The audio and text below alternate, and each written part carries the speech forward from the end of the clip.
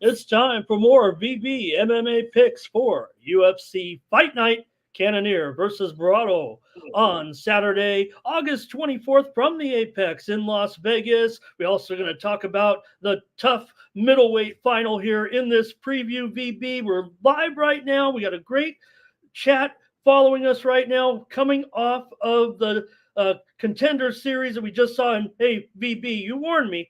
Favorites went 5-0 tonight.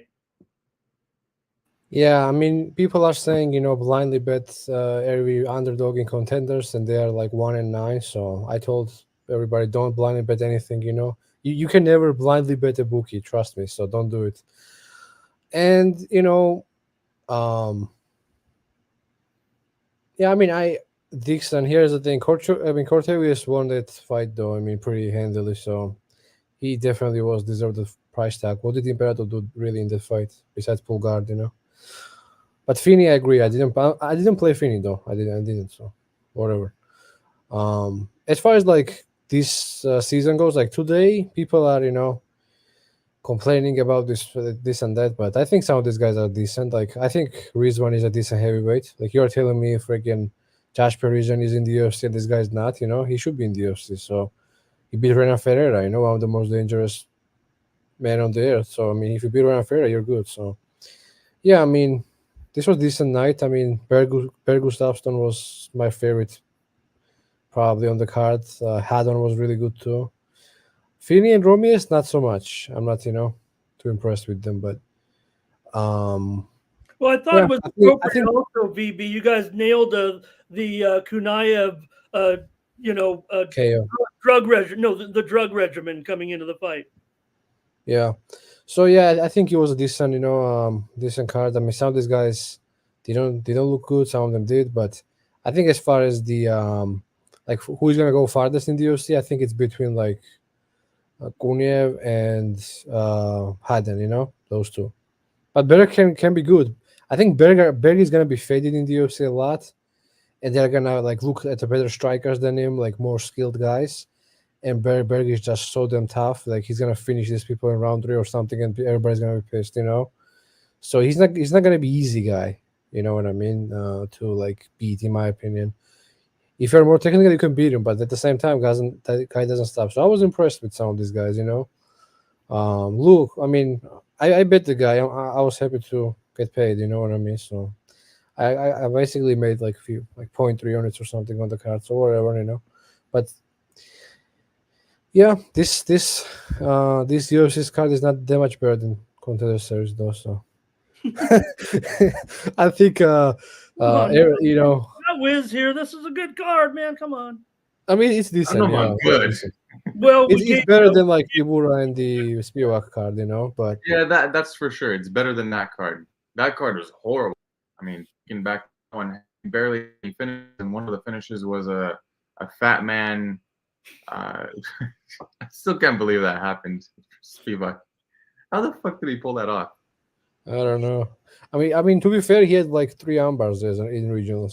So it was From kind of bottom though. there. From bottom. At heavyweight. And then it happened again, this past I mean card. he's kind of athletic for a heavyweight, honestly, Spivak. Yeah, but I mean, since when? Even if he's athletic, since when do we see this at heavyweight? And then it happened again this past Saturday. What was Yeah, his name? Why am I forgetting his name? in UFC, I mean. Yeah, Last week, you mean? I don't remember last week. I don't remember. Jesus Aguilera was kind of crazy. no, Walter Walker. Walter Walker. Yeah, he did a leg lock. Yeah. He fucking scrambled for a leg lock. What? Yeah. But that was funny. I need We have a lot of replacements on this card. Couple fights. Couple of fights got replacements, late replacements. For example, I think he was Buzukia. He was supposed to fight Denis Silva, yeah, and now Denis Silva is out. He's fighting the different guy. I think there are going to be 2 more fights added actually on this card. It's going to be 12 fights, by the way. I think. So we'll see how it ends up. I think it's a choke heavy hard, man. Like this card is pretty. Look at this like lines, man. It's it's not that impressive. Like the closest fight is like Angela Hill and Richie. It's picking kind of. So besides that, like a lot of big favorites on this one. So you gotta be. I don't know. I don't think most of them are like dead parlayable either. Like you want to parlay Edmund Shabazian minus 300? Like I personally Fuck don't want to no. do that. So Fuck no. like stuff like that. So it can be sketchy card. I think for props it's not bad. So let's talk about it now. Let's All do right. it. Well, one of the attractions, certainly, of the card for those that like the tough series will be the middleweight final here between 33-year-old Californian Ryan Loder. He's 6-1. He had won a couple of in a row in United Fight League. I think I saw him in another organization before that as well. He's representing Team Shevchenko. Over for Team Grasso, it's 29-year-old Robert Valentin from Zurich, Switzerland, 10-3. He had won 4 straight in 4 different organizations before the tough series here. Wiz, what do you know here? And tell us what's going on with this one. Yeah, so I'll take this one if you don't mind, Wiz. So yeah, I mean, I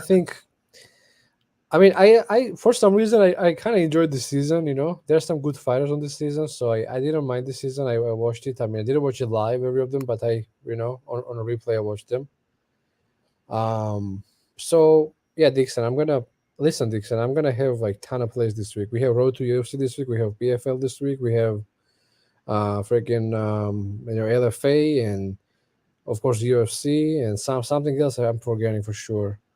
KSW. So yeah, I mean, listen, I'm gonna be in action. So yeah, look, check my WizzMMA. But yeah, so this one, I'm a big fan of Robert. You know, he goes for a finish. I mean, he says some crazy stuff in there too before the fight. So he's an interesting guy. Kind of gives me, like Gustafsson vibes who fought today in a way. So I think he's a good fighter.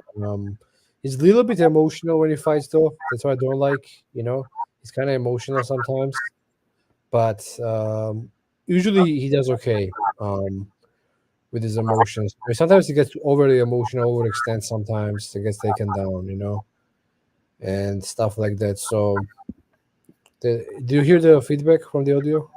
No, you sound great on my end. I don't know what's going on. Do you want me I to hear a little feedback. You want me to send you in and out, VB? Is it on my end? Let me see. Yeah, it could be. So Now it's better. yeah, yeah. So it's I think that Valentin is a finisher, and Loader wants to like hold you down kind of guy. He's a D1 wrestler though, so if he holds you down, he's gonna probably tire you out. It's gonna be hard to get up for him. On the other hand, Valentin is a also kind of grappler, but he goes for like a lot of crazy submissions, and he goes for crazy ground and pound. He throws everything into shots. So he when he takes you down, he wants to finish you, whether if it's like submission or TKO. So if Loader, even at one point, ends up on bottom here, he may get finished pretty quick. So I think Valentin is a better striker also. So, you got to make him a favorite in my opinion. So Loader, like, I don't know. Like when you look at the guy, he's 35, I think right now. He can wrestle, but if he can't get you down, he's kind of lost, And he's not good on the feet. Like he gets hit way too much. And sometimes he panic shoots. So somebody's going to time a knee or uppercut on him and knock him out if he shoots like that from too far away, He doesn't really set up shots very well wrestling wise. So I think he's a limited fighter. If he fights a striker in the UFC who can't wrestle, he's probably probably the side. But like Valentin is not like he's this guy to hold down and take down, and I think he can sprawl a couple times and kind of tire out Loader. So I kind of see like 2-3 finish for Valentin here. Wonder what the line is gonna be. I took the ITD already.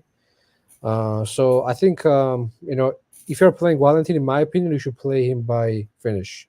You're getting minus 160, 170, 180 line, but on the ITD is plus 165. So guy has like 9 finishes in 10 fights. I mean, usually he gets a finish when he wins, So I kind of like Valentin here.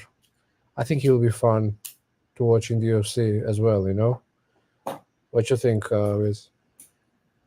Yeah, for the people that have followed me for quite some time, they'll start to pick up that fighters like Valentin are fighters that are usually the type that I go for and a type that I root for in the UFC because I like their style a lot. Very aggressive, hunting finishes, good striking, powerful striking.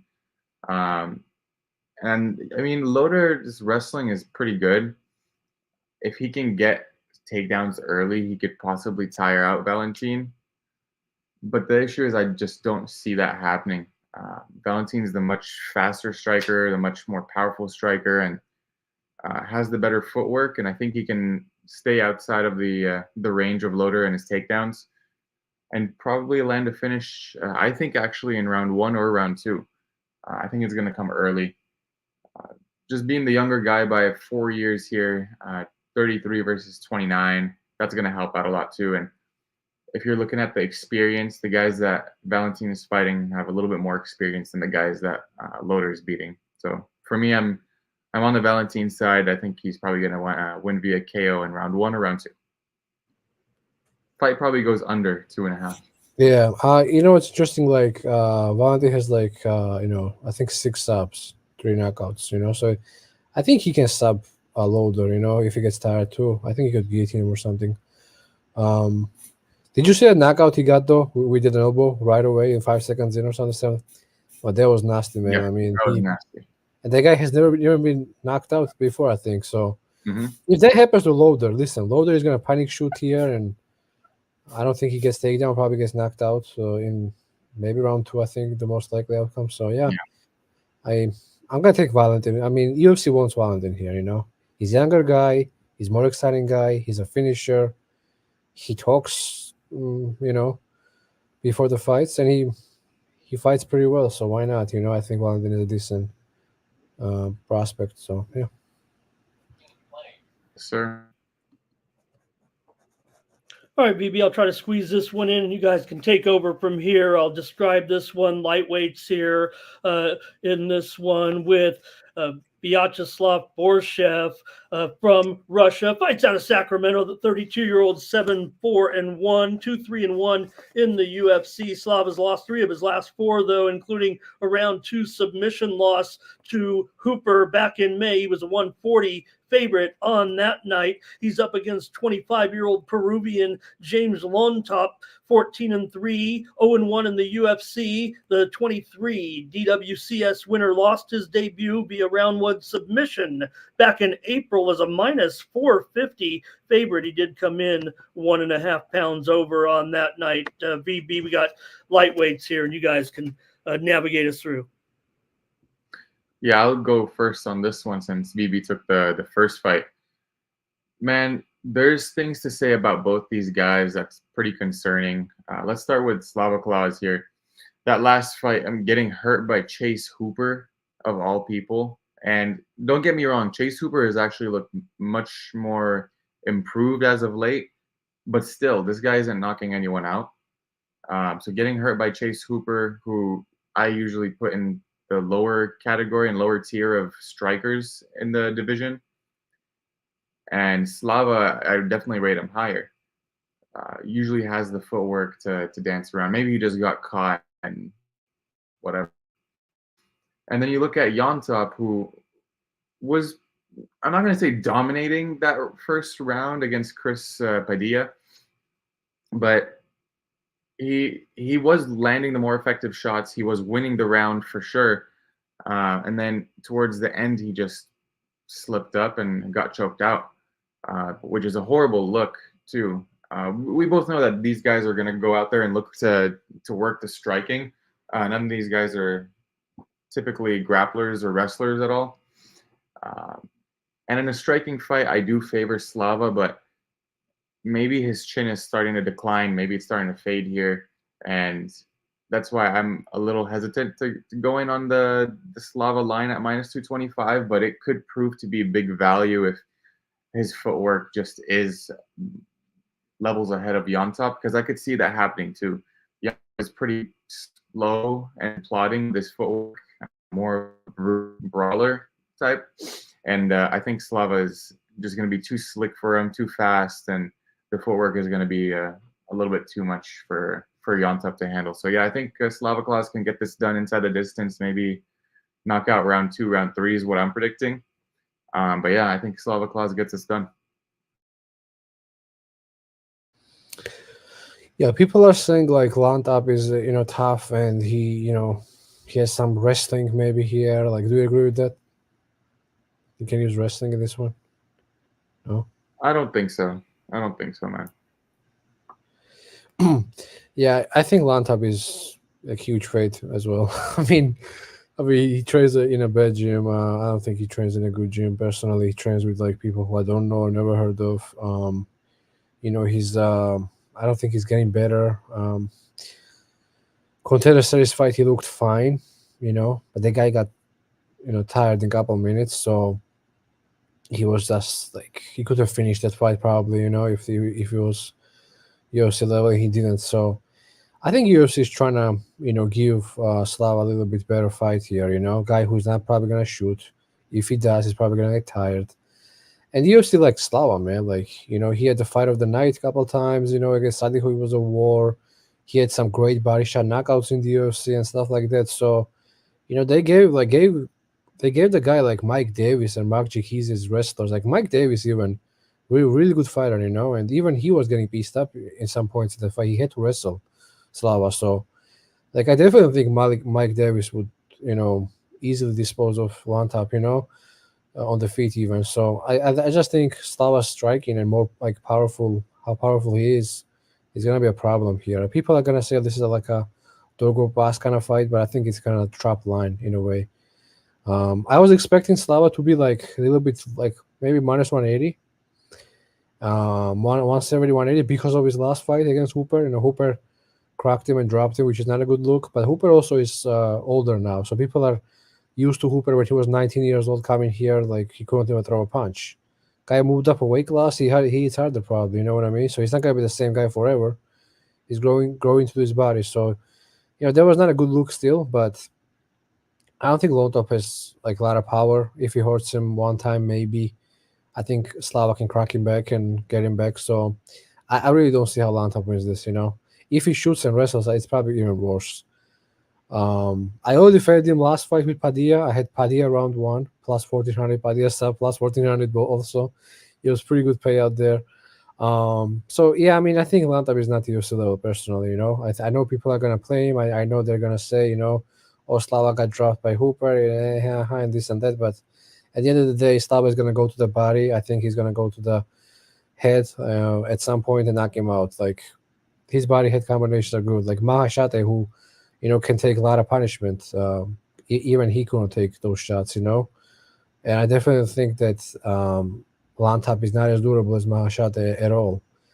Like even in the comments, everybody's thinking it's a Toko Pass. Maybe I'm wrong. Maybe I could be seeing, maybe Lantap is younger and he got better, in one camp. But like, where is he training though? Like to get better, really, like you can't get better at the gym he's training in, So I really don't see much improvements from the guy. I think he should probably move to the other camp, maybe in the US, and find a better, camp. Or maybe ATT would be good for him or something. So, I think under is also live here. I'm probably gonna play under as well. We'll see what the lines open on other books, because offshores are always like weird with KO props and submission props even. So this one, there's no submission here, but just saying, So yeah, give me Slava like round 2 probably knockout. Same with Valentin, similar outcome. But in general, like Slava is a guy I usually fade. I faded Slava with Mike Davis. I faded Slava with the last guy here, Hooper. He was actually a favorite there, I think. So yeah, I think he's limited. But Lantap is not the guy who is gonna, test his grappling or BJJ. You know what I mean, in my opinion. So it's a kind of perfect stylistic fight for Slava. He's faster. He's more powerful. He does more kind of work to the body and even his kicks are better, in my opinion. So yeah, I mean, his chin is definitely a concern though. But on top, I don't know. He can't even finish some of these regional guys is fighting, you know. So I think Slava 75% is where I got it. So there's some others still probably. All right, BB, Not appreciate much. it. Oh, go ahead. You were concluding. Yeah, like it's 220, March 25. It's like 70% around there. So you know, Yeah. 5% edge at 70% though is pretty big. So I think it's decent. You know, it's not the same. Like last week, people are telling me, oh, like let's bet. You know, Alex Reyes, he can't be like 10%. Yeah, he can be like 12%. But do you really want to make those bets? You know, we have like big underdog once in a couple months like that, and you can lose all of them in a year, and you're like, yeah, and then you can wait a couple years to get it back. You know what I mean? I usually don't make those kind of bets. Maybe it's wrong or something, but like how many plus thousands did we have this year, last year? Not many. So not my style. But this kind of fight, like where somebody's like big favorite, I think they should be bigger favorite, is the one I kind of like more, you know, to bet.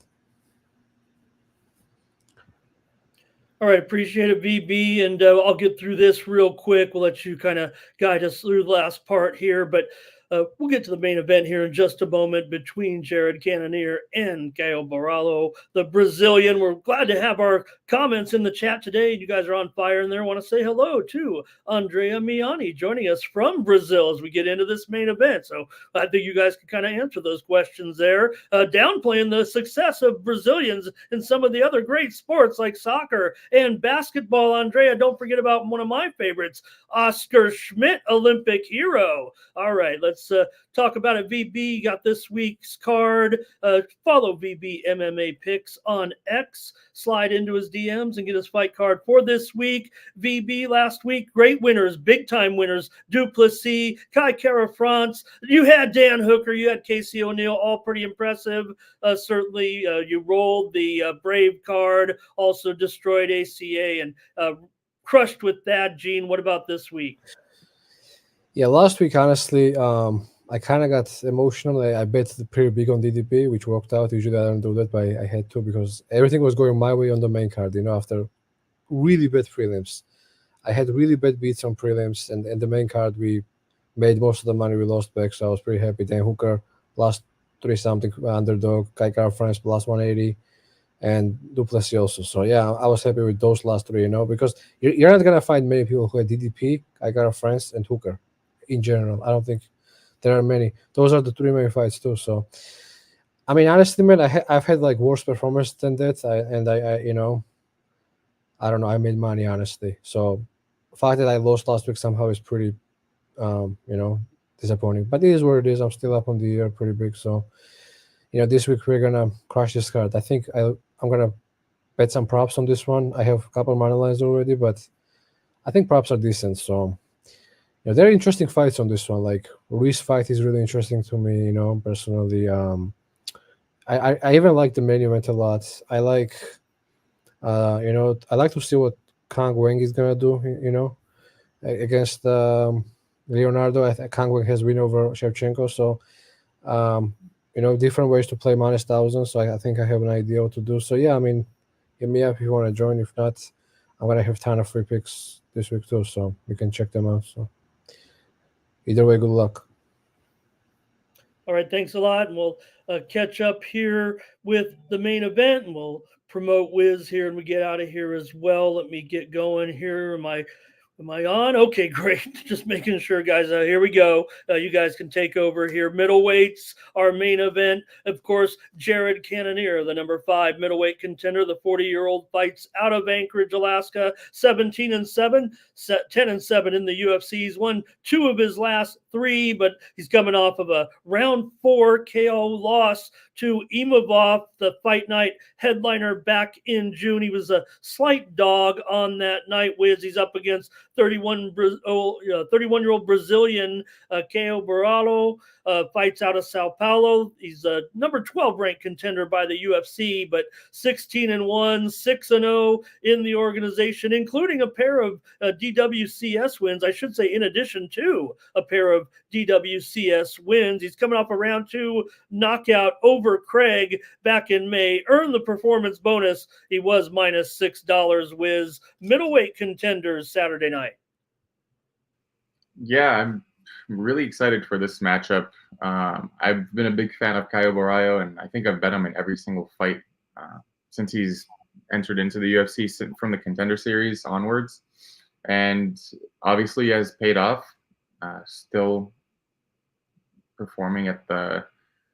I mean, that last fight against Paul Craig was really impressive. I actually thought Craig could do some harm with the submission threats, but Caio proved to like that high IQ, keeping it standing.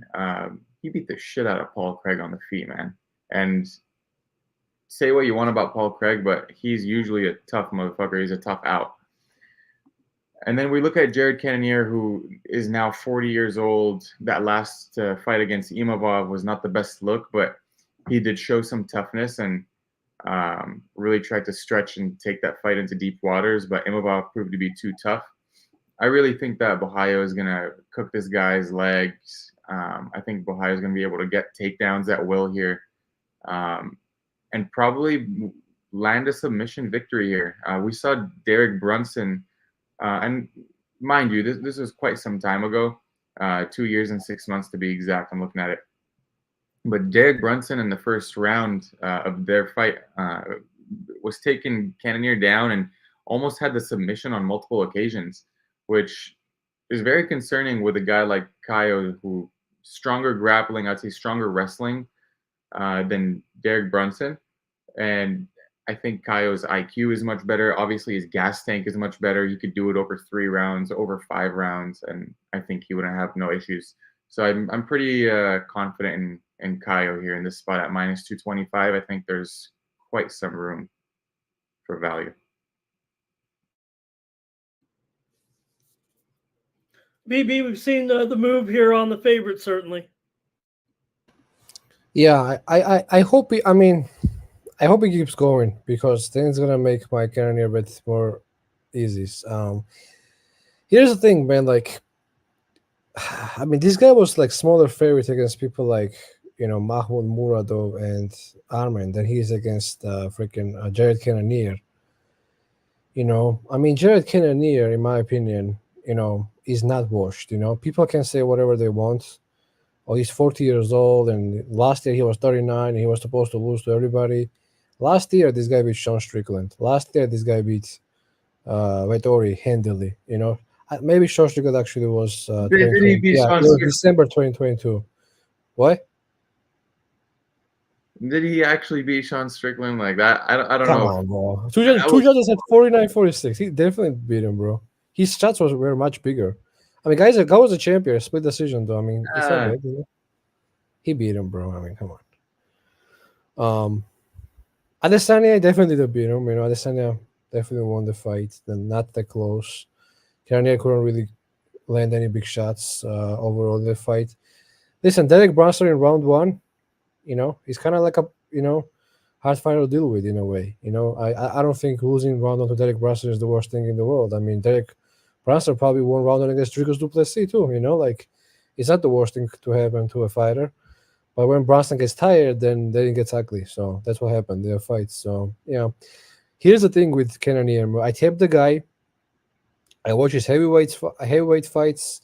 I watch his light heavyweight fights, and I watch all of his middleweight fights. Okay, in all of those fights, he's getting rocked. In almost every fight he's had, he's getting cracked. In some of them, he gets knocked out. His chin was definitely always a worry for the guy. Last fight, what happened? He was doing okay in that fight against Imavov. He gets cracked, he gets hurt, Referee stopped it. Maybe it was a little bit early, but either way, I think he was going to get knocked out in that fight, early or not. So, yeah, like everything is towards, Caio here, Like he's younger, he's on a win streak. Cannonier is 40.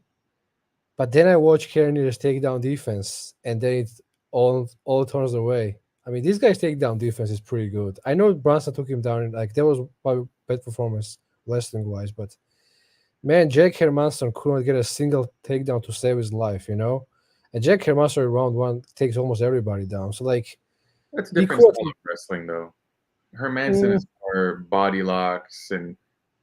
I mean, but to be fair, like Mahmoud Muradov was at some points out wrestling and out-scrapped the Caio, who But this who is is not a early wrestler on in either. his career. He's since then fought, I believe it's been twice. So the kid's been young, and he's making Mhm. improvements, as we saw in the last Sure, one. I think. The guy's I think. striking has come a long way. Um, I don't know, man. I don't think I think it's better. I bet it by knockout against Paul Craig. You know, it was a great line. I was happy to hear it. I Max bet him against Arman. I mean, I bet the guy before, but I think Cannonier's ground and pound is concussive. You know, like if this guy pulls guard one time, he's gonna get concussed like pretty quick. I don't think he will. I don't think he will. He even knows it's possible how hard Cannonier can ground and pound. You know, because nobody really ground and pounds. Nobody really plays game with this guy. Cannonier is gonna patch it up and throw some elbows, and I think he will concuss him. So I think the way for Kaio to win is take his back. I don't think he should pull guard even one time. Don't even try that because it's gonna end bad, you know. So Boayo by submission is probably a play for me also if it's decent number. So there's a way I play that and I play Cannonier money line. You know, I don't think this fight is gonna go through more than like four rounds either. So, like if you look at this like fighters they're facing, you know, Jared Cannonier, champion, Israel Adesanya, Shaw Strickland, champion, Marin Vettori, top five, Imavo, top five. Who is Kaio fighting? Mahmoud Muradov, not in the UFC anymore. Kaji, that guy, not in the UFC anymore. All Craig, 1-4 in last five. I mean, who is really beating that? That's like even close to Cannonier. Like, he's like now the bigger favorite over Cannonier that he was to those guys. You know, I don't know, man. I don't Abus know about bigger Magomedov. favorite. He was like minus 300s for Muradov and the other guys. I mean, he opened like smaller though. I think he opened like No, 200. On fight day. I'm pretty sure he was minus 200 against Mura though. On fight day, yeah, I could be wrong. But a lot of money came on in Mura though. You know. like minus 295 for Muradov, if I remember correctly, or minus 290 at close. Mm.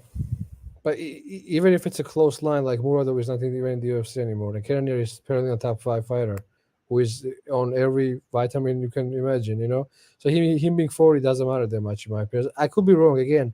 Who should be favored? I think it should be Kaio.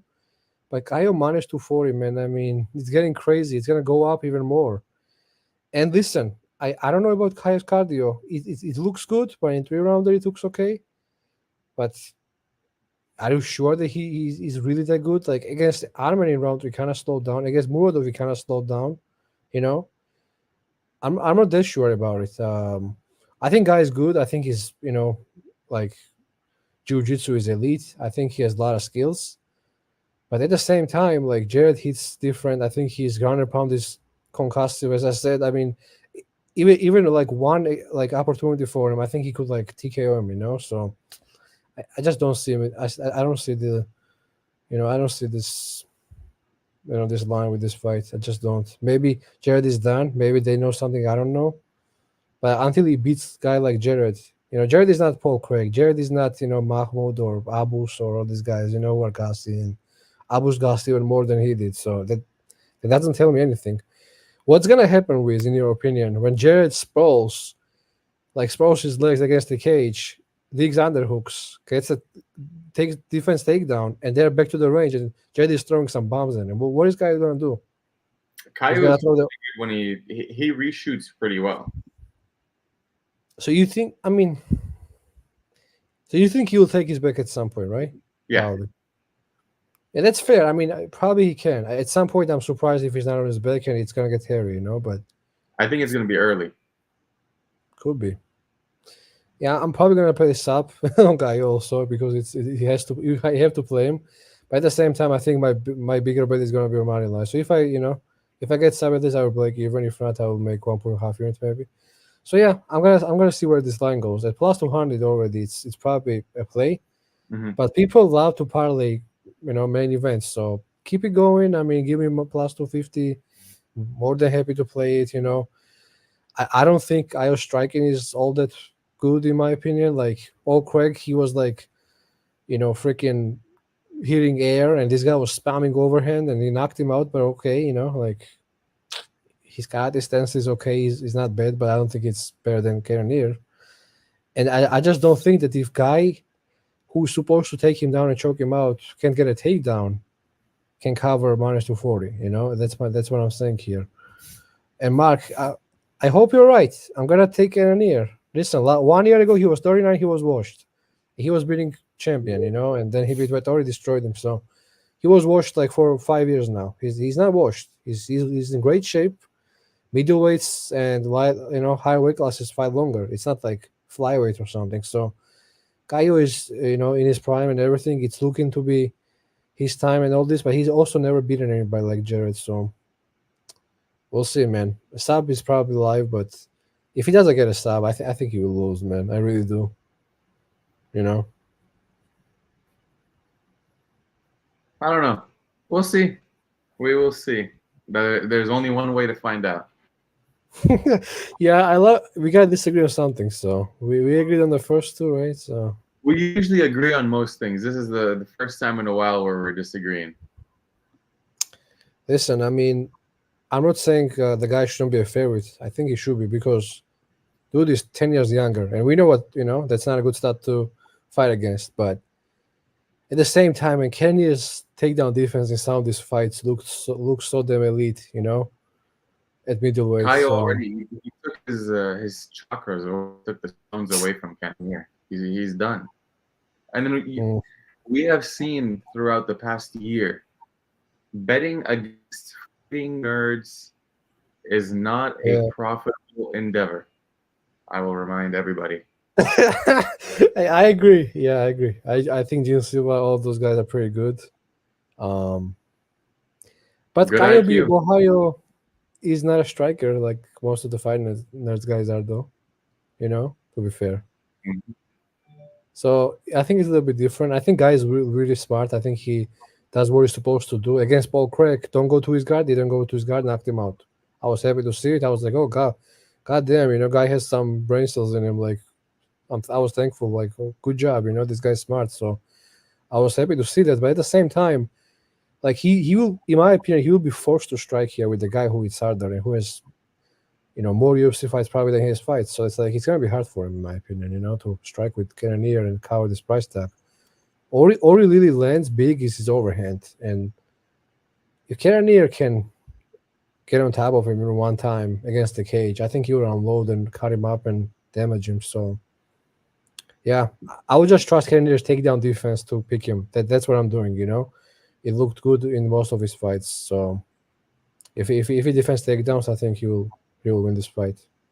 But at the same time, you can defend a takedown and Caio can still take your back. That's the thing. So sub is live. So yeah, I'm gonna play both probably.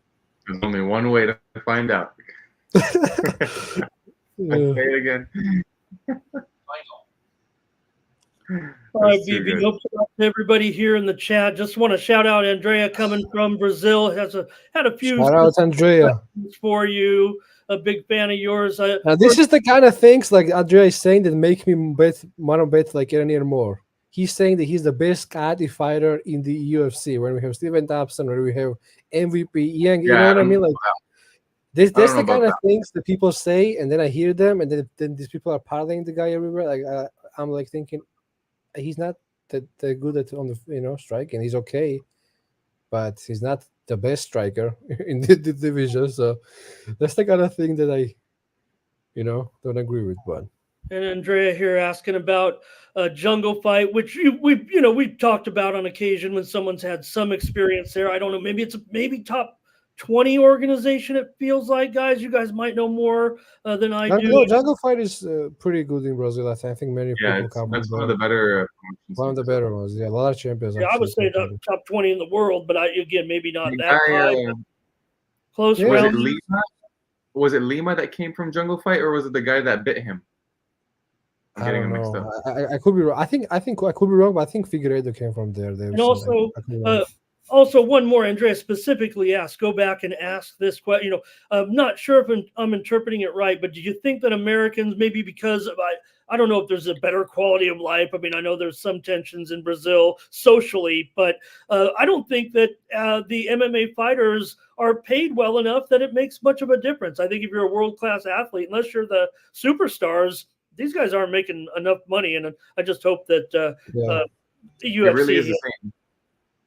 Yeah, I mean, we have a lot of champions from US. Well, we have a lot of champions from Brazil. So Oh yeah, it's I mean, don't you think really- when you go off, you think of course, an American fighter because the organization is based here, but you look at it, MMA throughout the world, right? Don't we kind of yeah. gravitate towards Brazil back from the great days I of mean, honestly, 30, it's one of 35, my 40 one of years my ago? favorite regional cities. One of my favorite prospects. I'm from Brazil right now, so I really like what they're doing. Overall. So yeah, I don't think that plays major part. I mean, if you train enough, I mean, I think No, you can make it. So I think what he's saying is, do you guys think that Brazilian fighters are more skilled and have more success in MMA because of their living conditions? I Oh, think that's what he's okay. trying to hit at.